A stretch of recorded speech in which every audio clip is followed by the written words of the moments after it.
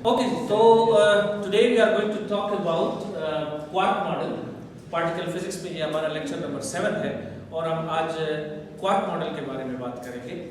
पिछले लेक्चर में हमने 8-फोल्ड वे की बात की और जैसे मैंने आपको बताया कि गेलमान को 8-फोल्ड वे जब उसने प्रपोज किया तो एक अच्छी शुरुआत थी। उसने एक इंसाइट प्रोड्यूस किया पार्टिकल्स के को देखने के लिए और उनको समझ आई कि ज्योमेट्रिकल पैटर्न्स में पार्टिकल्स कैसे अरेंज हो सकते हैं।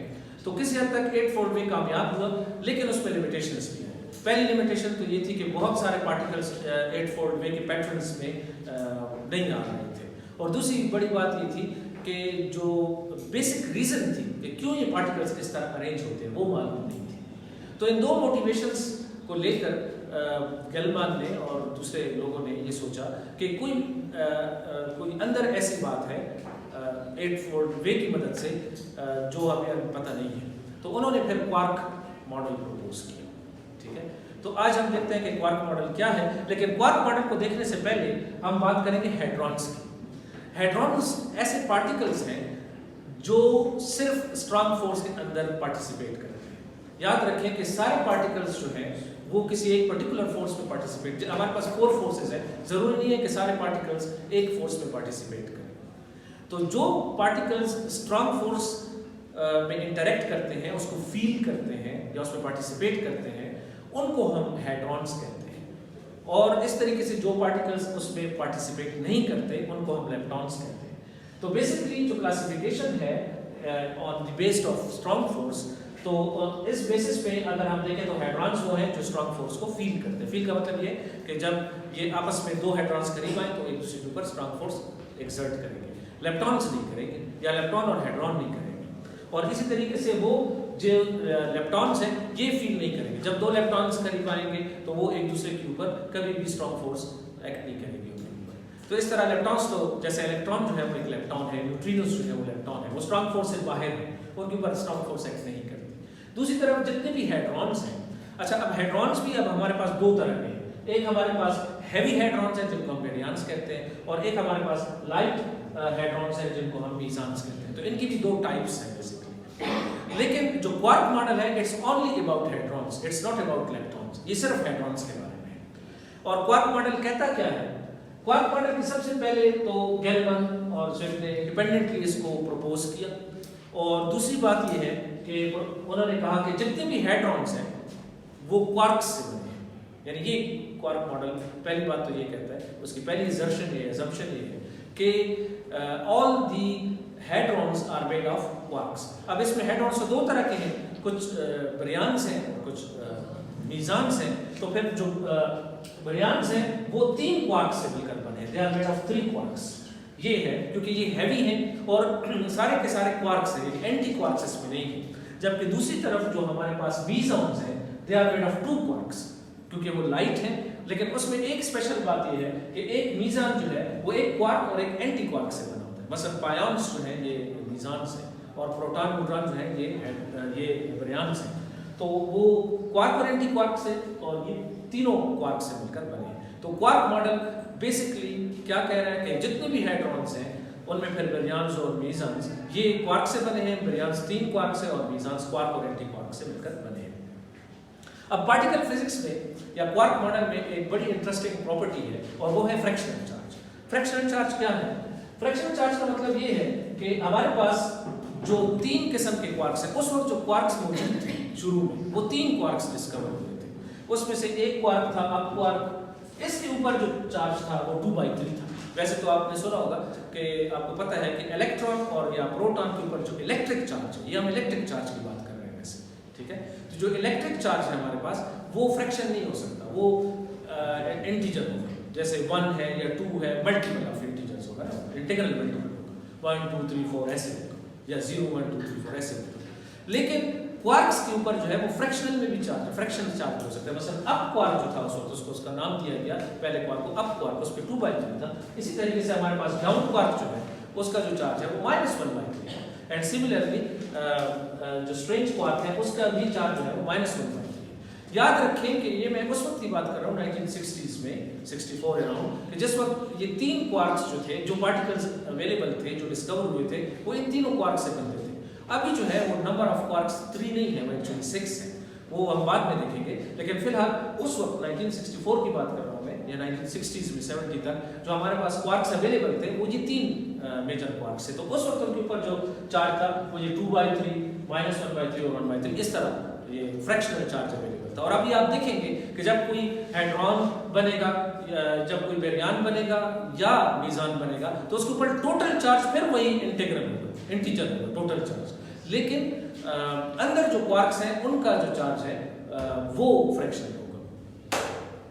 अच्छा, नेक्स्ट जो हमारे पास, अच्छा एंटी क्वार्क्स है। अच्छा, इस तरह आप देखें कि हमारे पास क्वार्क्स थे और फिर एंटी क्वार्क्स थे। यानी एंटी क्वार्क्स वो हैं जैसे अप का एंटी अप है तो उसके ऊपर भी फिर फ्रैक्शनल चार्ज है, और इसी तरीके से एंटी डाउन और एंटी स्ट्रेंज। तो आपने देखा कि जो एंटी हैं उनका चार्ज उलट हो गया है, प्लस से माइनस हो गया, क्योंकि एंटी पार्टिकल्स की एक प्रॉपर्टी ये है कि उनमें चार्ज उलट हो जाता है। ठीक है, चार्ज उलट हो जाता है। तो आपने देखा कि अप और एंटी अप जो है वो माइनस चार्ज उनका चेंज हो गया। तो वो हमारे पास चार्जेस थे, क्वार्क्स थे, और ये उनके एंटी। अच्छा, अब आते हैं हम सबसे पहले बारियन्स की और देखते हैं कि कौन से बारियन्स हैं और वो किस तरह क्वार्क से मिलकर बने। सो सबसे पहला बारियन जो है वो हमारा है प्रोटॉन। सबसे नोन और वेल नोन पार्टिकल है, सबको पता है प्रोटॉन। तो ये किन क्वार्क से मिलकर बना है? तो प्रोटॉन जो हमारे पास है वो 3 क्वार्क से बने। जैसे हमने कहा कि क्वार्क्स बेसिकली 3 क्वार्क्स मिलकर जो है वो एक बारियन बनाते हैं। मतलब प्रोटॉन इसकी एक एग्जांपल है। तो इस एग्जांपल में आप देखें एक प्रोटॉन जो है वो 2 अप और 1 डाउन क्वार्क से बना है। अगर आप इनके चार्ज को सम अप करें तो आपके पास टोटल चार्ज 1 ही आएगा। ठीक है, और ये टोटल चार्ज अभी अगर आप इसको सम अप करें 2 अप और 1 डाउन तो आप देखेंगे कि टोटल चार्ज आपके पास 1 आएगा। और इसी तरीके से अगर नेक्स्ट बारियन हम देखें न्यूट्रॉन, तो न्यूट्रॉन जो है वो 1 अप और 2 डाउन से मिलकर और अगर इनका आप टोटल चार्ज सम अप करें तो आपके पास 0 आएगा। और सिमिलरली अगर मैं एंटी प्रोटॉन लूं, यानी एंटी पार्टिकल भी है, प्रोटॉन का एंटी पार्टिकल है एंटी प्रोटॉन, उसको मैं लूं तो वो आपके पास 2 एंटी अप और 1 एंटी डाउन, तो इस तरह उसका माइनस होगा। यानी जो बारियन्स हैं, जो एंटी बारियन्स हैं, मसलन एंटी प्रोटॉन, ये जो होंगे ये सारे के सारे एंटी क्वार्क्स होंगे। ठीक है, इनके सारे के सारे क्वार्क्स या तो एंटी हैं और अगर बारियन है तो उनके अंदर फिर सारे के सारे ओरिजिनल क्वार्क्स हैं। लेकिन मीज़ान्स में ज़रा किस्सा मुख्तलिफ होगा, उसमें क्वार्क और एंटी क्वार्क आपस में कंबाइंड हो गए होंगे। जैसे अगर अभी हम नेक्स्ट उस पे जाएं मीज़ान्स पे, तो मीज़ान में आप देखेंगे मसलन बायान जो है वो 1 अप और 1 एंटी डाउन से बना है। इसमें एक क्वार्क है और एक एंटी है। इसमें क्वार्क और एंटी ये फ़र्क है दोनों में, मीज़ान्स में और बारियन्स में इतना फ़र्क है कि बारियन्स में कभी भी क्वार्क्स और एंटी क्वार्क्स कंबाइंड नहीं होते, लेकिन इसमें होते हैं, मीज़ान्स में होते हैं। और इसका अगर आप चार्ट में देखेंगे तो +1। इस तरह नेगेटिव पायान है, वो पॉजिटिव पायान था, ये नेगेटिव पायान है। तो नेगेटिव पायान जो है वो भी उसके ऊपर हमारे पास एंटी अप और डाउन, उसका -1 है, और न्यूट्रल पायान भी है। ये सारे मीज़ान्स हैं। तो जितने भी मीज़ान्स हैं वो 2 क्वार्क से मिलकर बनेंगे, एक पार्टिकल और एक ओरिजिनल और एक उसका एंटी, और ये उनका चार्ज है। देखा आपने? तो इस तरीके से जितने भी हेड्रॉन्स हैं वो क्वार्क्स से मिलकर बने हैं। बारियन 3 क्वार्क्स और एंटी बारियन 3 एंटी क्वार्क्स, और मीज़ान्स 1 क्वार्क और 1 एंटी क्वार्क। ये सही। अब ये मॉडल जो है इसकी बहुत सारी यूजफुलनेस है। एक तो ये नेचर में फिर रियलाइज भी हुआ, हमने देखा कि ये नेचर में क्वार्क्स पाए जाते हैं, एक्सपेरिमेंटली डिटेक्ट हुए क्वार्क्स। वाकईतन उस वक्त 3 क्वार्क्स सामने आए। इनको हम इनके फ्लेवर्स कहते हैं, अप डाउन और स्ट्रेंज, के हम फ्लेवर्स उनको कहते हैं। लेकिन कुछ इनसे इंटरेस्टिंग बातें भी हमारी समझ में आई। मसलन ऐसे पार्टिकल्स जिनको हम एक्सोटिक पार्टिकल्स कहते हैं, जो कि हम अगर ऐसे बारियन्स देखें, फॉर एग्जांपल उस वक्त जो क्वार्क्स अवेलेबल थे, अगर हम अब तो ये है ना कि हम कोई भी बारियन बना सकते हैं, बस क्वार्क्स की कॉम्बिनेशन बदले ना, 2 अप ले लें, 3 अप ले लें, 1 अप ले लें, डाउन ले लें, 1 अप ले लें, 2 डाउन ले लें, तीनों डाउन ले लें। तो ये सारी अगर आप कॉम्बिनेशन बनाएं तो सारे के कोई ना कोई पार्टिकल्स बन रहे थे ना, मुख्तलिफ किस्म के पार्टिकल्स बन रहे थे। लेकिन कुछ ऐसे पार्टिकल्स थे जो कि उस वक्त अवेलेबल जो पार्टिकल्स क्वार्क्स थे उनकी कोई भी कॉम्बिनेशन नहीं थी, तो वो पार्टिकल्स फिर मिले भी नहीं। इनको हम कहते हैं एक्सोटिक पार्टिकल्स। ऐसे पार्टिकल्स जो कि बड़े स्ट्रेंज थे, बड़े बिल्कुल। लेकिन फिर हमने देखा कि अगर क्वार्क्स नहीं थे तो वो पार्टिकल्स भी नहीं नेचर में पाए गए। तो इसलिए क्वार्क मॉडल जो है वो काफ़ी नेचुरल है। इसी तरीके से मीज़ान्स के अंदर भी हमने देखा कि इस तरह के एक्सोटिक मीज़ान्स हमें कभी नहीं मिले, क्योंकि कोई ऐसे क्वार्क्स अवेलेबल नहीं थे कि जिनकी कम्बिनेशन से ये बन पाते। अच्छा, अब क्वार्क मॉडल में इससे आगे एक और बड़ी इंटरेस्टिंग चीज सामने आती है और उसे हम कहते हैं क्वार्क कन्फाइनमेंट। क्वार्क कन्फाइनमेंट, देखिए एक तरफ आपने देखा कि हैड्रॉन्स क्वार्क से बने, ओके राइट। दूसरी तरफ हम ये कह रहे हैं कि क्वार्क्स एक्सपेरिमेंटली भी डिटेक्ट हो गए हैं, मौजूद हैं, उनको हमने देखा है, इनइलास्टिक स्कैटरिंग से भी देखा जाता। लेकिन किसी ने भी आज तक सिंगल क्वार्क ऑब्जर्व नहीं किया कि ये क्वार्क है, आइसोलेट नहीं किया, जैसे हम कहते हैं आइसोलेट, ये पॉसिबल नहीं। बल्कि होता ही है कि आप कहेंगे कि अच्छा एक मीज़ान लो ना और उस मीज़ान को खींचो, एक क्वार्क इधर कर लो, एक क्वार्क इधर कर लो, या कुछ स्कैटरिंग करो और क्वार्क्स को अंदर से निकाल लो। लोगों ने कोशिश की है, लेकिन प्रॉब्लम ये है कि जब आप एक फॉर एग्जांपल एक आप मीज़ान लेते हैं और मैं कहता हूँ कि इसको मैं तोड़ देता हूँ, आधा कर देता हूँ स्कैटरिंग से या किसी तरीके से इसको, तो होता ही है कि जब आप इसको आप निकालना चाहते हैं क्वार्क्स को बाहर, तो आपको जितनी एनर्जी चाहिए इनको सेपरेट करने के लिए, उतनी उस एनर्जी से फिर क्वार्क एंटी क्वार्क पेयर बन जाता है इस तरह, और दोबारा एक क्वार्क और एक एंटी क्वार्क, दो मीज़ान और बन जाते हैं। तो इसलिए आज तक किसी ने आइसोलेटेड सिंगल क्वार्क ऑब्जर्व नहीं किया। इसका ये मतलब नहीं कि क्वार्क्स हैं। आप इनइलास्टिक स्कैटरिंग करके, जैसे रदरफोर्ड ने एक्सपेरिमेंट किया था, प्रोटॉन के अंदर जाकर देखकर लम्प्स देख सकते हैं कि 3 डिफरेंट लम्प्स पाए जाते हैं और वहाँ पर क्वार्क्स हैं, लेकिन आइसोलेट करके बाहर निकालना ये पॉसिबल नहीं है, आज तक पॉसिबल नहीं है। इसको हम कहते हैं क्वार्क कन्फाइनमेंट। तो क्वार्क्स हमेशा से कन्फाइंड है, सिंगल क्वार्क जो है वो कभी तक ऑब्जर्व नहीं हुआ है। अच्छा, एक और इसके बाद इंटरेस्टिंग चीज जो है वो है कलर चार्ज, और इसका क्या मतलब है।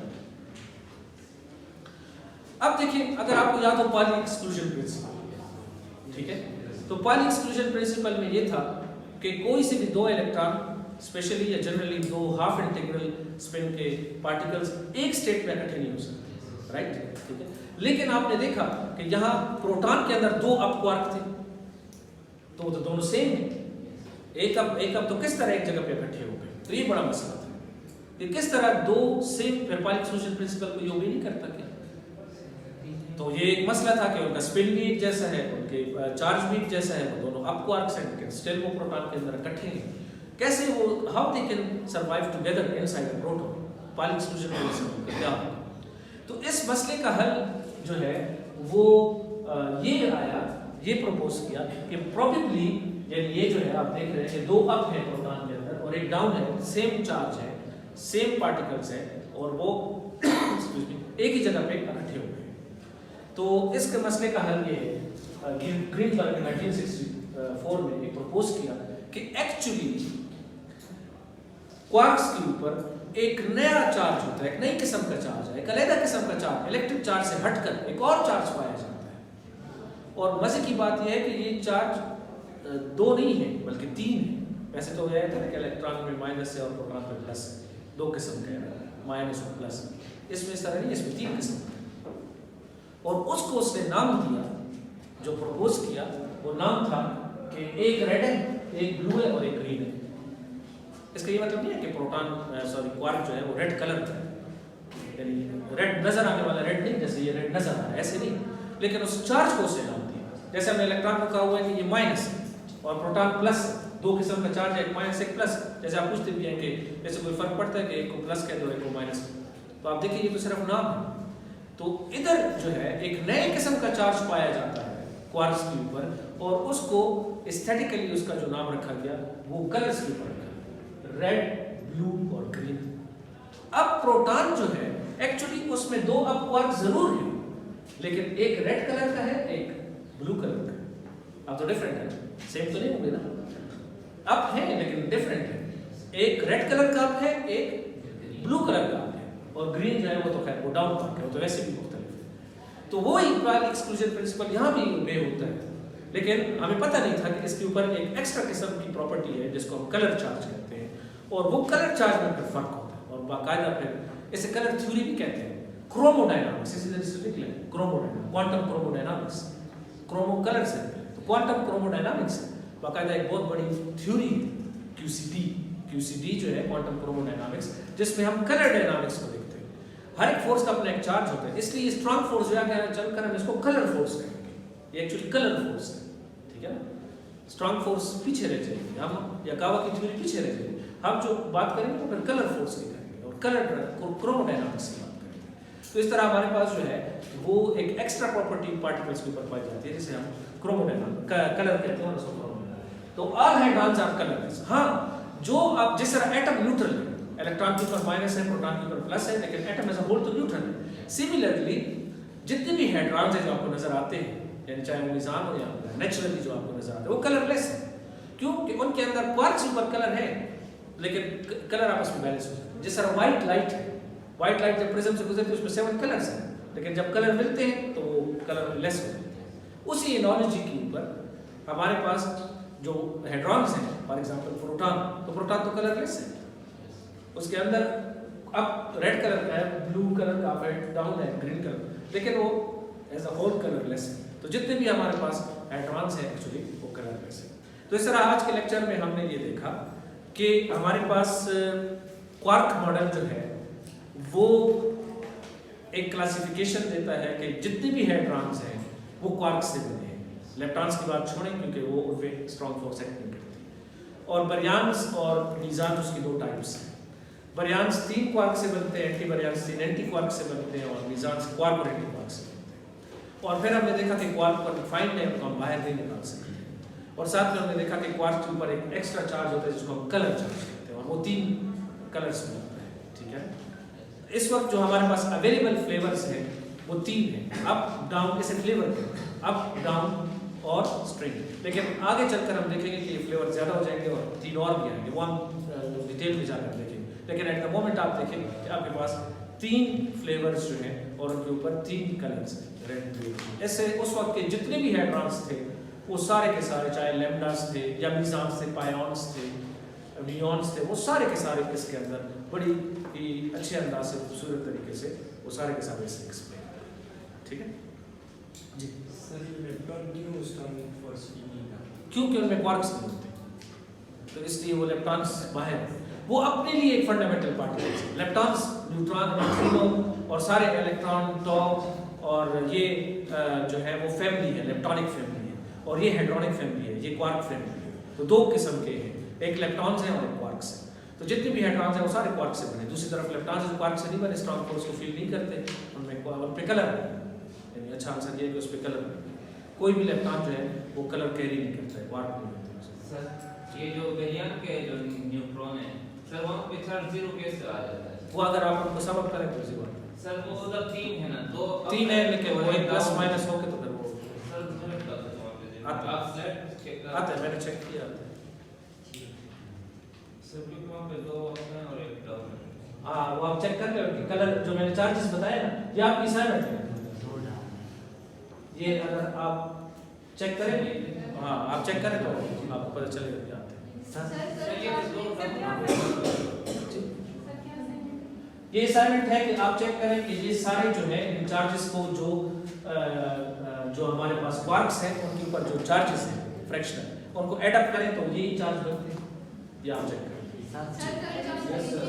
कलर चार्ज में जो है वहाँ पे मतलब आपने रिप्रेजेंट किए, एक रेड चार्ज का, एक ग्रीन चार्ज, ब्लू चार्ज, लेकिन जब सर्कल प्लेट है तो फिर वहाँ पे अप डाउन मूव कर दिया, मतलब तीनों अप से शो हुए हुए थे number. Sir last second last slide नहीं, देखिए हर पार्टिकल जो है वो सारे अप से नहीं बने। देखिए हम अप से ऊपर तो अप से शो हुआ, फिर जब वहाँ पे आए तो डाउन। मैं बताता हूँ, जितने भी पार्टिकल्स हैं हाइड्रॉन्स हैं वो अप डाउन और स्ट्रेंज की कॉम्बिनेशन से कोई एक पार्टिकल बनेगा। बस तीनों अप ले लिए तो एक, 2 अप ले लिए, एक डाउन ले लिया तो कोई और, 2 डाउन ले लिए, एक अप ले लिया तो कोई और। तो डिफरेंट कॉम्बिनेशंस बनाते जाएं और डिफरेंट पार्टिकल्स बनते जाएंगे, ठीक है, नंबर 1। लेकिन वो इस प्रॉपर्टी को वे करेंगे कि टोटल चार्ज उनका वही रहेगा, इंटीग्रल रहेगा। तो फ्रैक्शनल चार्ज आप ऐड अप करेंगे और कलर भी है वो ऐड अप होते जाएंगे। तो इसका अब मसलन प्रोटॉन है तो उसमें 2 अप है, ठीक है, 2 अप है, लेकिन एक अप रेड कलर का है और एक अप ब्लू कलर का है, और एक डाउन है जो कि ग्रीन कलर का है। लेकिन डाउन तो वैसे भी अलग हो गया ना, उस पर तो एक्सक्लूजन प्रिंसिपल एनीवे नहीं लगता क्योंकि वो तो अलग किस्म का चार्ज है। वो तो 2 अप पे लग रहा था, तो एक रेड हो गया, ब्लू हो गया, तो हैं, यानी वो कोएग्जिस्ट कर सकते हैं, वही स्टेट में आ सकते हैं। सर जानना चाहता हूँ कलर जानना चाहता हूँ। देखिए मैंने आपको कहा था कि हर फोर्स की अपनी एक चार्ज होता है। मसलन ग्रेविटी का भी चार्ज है, वो है मास। जिस चीज का मास ना हो क्या उस पर ग्रेविटी लगती है? नहीं लगती। तो ग्रेविटी का चार्ज जो है वो मास है। इलेक्ट्रोमैग्नेटिज्म का चार्ज जो है वो प्लस माइनस है, जो आप जानते हैं, वो इलेक्ट्रिक चार्ज उसे हम कहते हैं। स्ट्रॉन्ग न्यूक्लियर फोर्स का या कलर फोर्स का चार्ज जो है वो colour, red blue green. Weak nuclear force का भी चार्ज है, लेकिन उसको नाम नहीं दिया गया, लेकिन उसका भी अपना चार्ज है, ठीक है, उसके ऊपर भी चार्ज है।